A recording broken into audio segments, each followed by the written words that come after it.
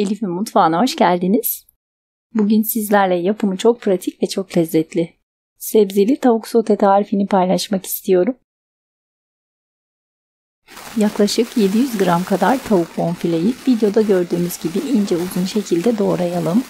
Üzerine yaklaşık yarım çay bardağı kadar sıvı yağ, yarım çay bardağı kadar soya sosu, 2-3 diş rendelenmiş sarımsak, 1 silme yemek kaşığı kadar nişasta, 1 çay kaşığı kadar kırmızı toz biber, yarım çay kaşığı kadar karabiber ekleyelim ve 1 tatlı kaşığı kadar bal ekleyip güzelce karıştıralım. Bal yerine isterseniz pekmez de kullanabilirsiniz.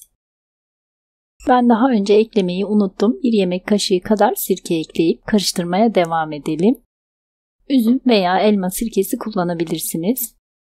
Soya sosu tuzlu olduğu için tuz kullanmayalım. Vaktiniz varsa üzerini kapatıp 2-3 saat kadar buzdolabında bekletebilirsiniz. Bu şekilde çok daha lezzetli olacaktır. Genişçe yanmaz yapışmaz bir tavayı güzelce ısıtalım. Kızgın tavanın içerisine harcımızı dökelim. Yüksek ateşte ara ara karıştırarak soteleyelim. Kendi suyunu çekip hafifçe kızarana kadar yüksek ateşte sotelemeye devam edelim. Suyunu tamamen çektikten sonra ince uzun jülyen şekilde doğranmış 1 adet kırmızı kapya biber ve 2-3 adet Charleston biberi ekleyelim. Orta ateşte biberler yumuşayana kadar sotelemeye devam edelim.